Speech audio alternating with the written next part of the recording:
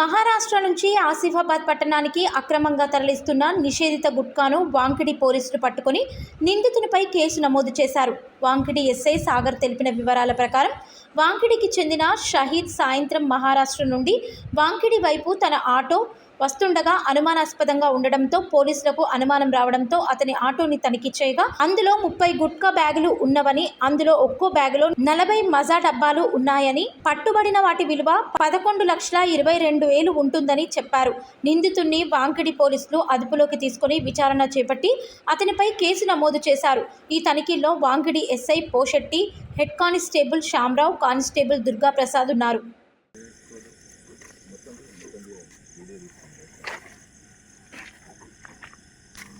निकाले तो कौन सा है?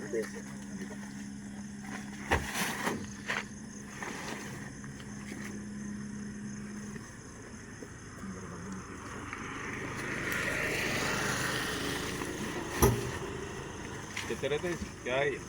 माजा क्या है? माजा आएगी.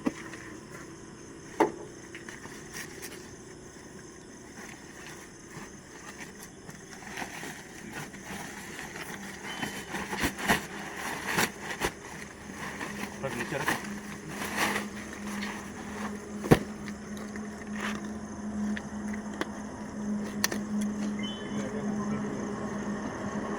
खोलो डब्बा खोलो.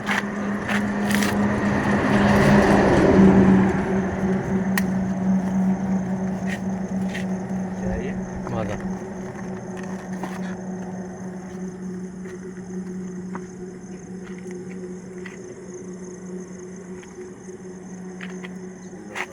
Seal open.